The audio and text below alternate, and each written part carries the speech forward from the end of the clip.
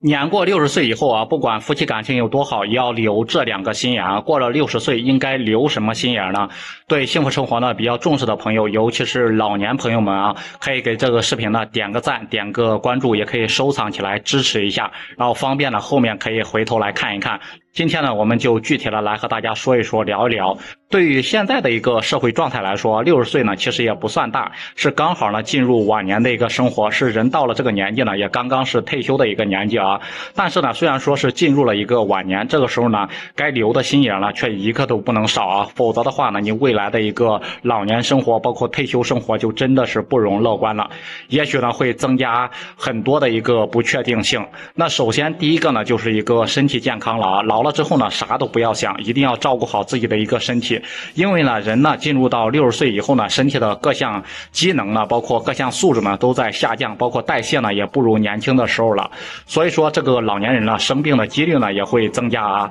但是有些老年人呢，却往往有这样的一个想法啊，他觉得呢，自己年轻的时候呢，身体是挺好的，然后吃麻麻香，包括自己老了之后呢，身体素质也不会差到哪里去。还有一些老人呢，则认为呢，就算自己的身体不好了啊，生病了也没有啥，不是有自己的老伴儿吗？老伴儿是同样可以照顾我的。其实呢，这两个想法呢都是危险的，也是错误的啊。年轻的时候身体好，不代表呢自己上了年纪之后呢，身体一定就会好。因为人老了之后呢，身体的各项指标也都处于一个下降的趋势。所以说呢，有时候呢，免不了呢就会生病啊。而且呢，不要一生病呢就想着指望自己的一个老伴儿。老伴儿呢跟你也是一样的啊，他也是上了年纪，他也老了。假如说老伴儿呢是走在了自己的前面，你还能指望自己的一个孩子吗？都说呢，久病床前是无孝子的，就算老伴儿的身体健康，时间一长呢，不管是自己的孩子还是自己的老伴儿啊，也难免呢会失去一个耐心，也可能呢会嫌弃你啊。到时候呢，你自己呢就会觉得呢这个生活非常的没劲啊，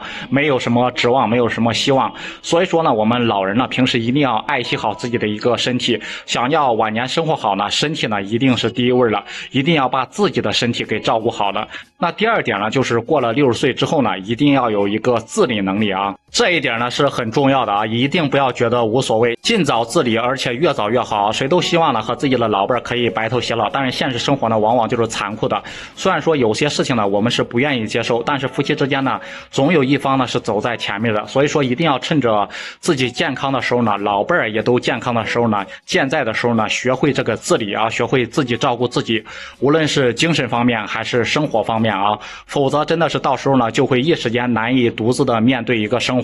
我姥爷呢就是这样的一个情况啊，姥姥就是在世的时候呢，生活就是方方面面都是姥姥在做嘛。姥爷呢平时也没有做过什么饭，也没有什么洗过衣服，没有干过什么家务啊，都是饭来张口，然后衣来伸手嘛。但是呢，自从姥姥生病之后呢，姥爷一个人生活呢都没有那么乐观了，自己不做饭啊，也觉得一个人呢没有必要顿顿都做饭，经常凑合的就是吃个馒头，包括喝点水什么的，时间一长了就经常的头晕。去医院一检查呢，医生就说呢，那是营养不良造成的。你说平时真的是习惯了这种衣来伸手饭来张口啊，这突然顿顿的吃馒头喝水啊，平时也不主动去动手做饭，更别说什么营养均衡了。久而久之呢，身体呢自然也就垮了啊。相反呢，爷爷呢就是说虽然是一个人生活，但是呢他非常勤快，自己还蒸点馒头，包括熬点汤炒点菜，然后做点什么大餐，每顿饭都做到了一个营养均衡啊。饭后呢还经常走个几公里来锻炼自己的一个身体，平时没事呢还会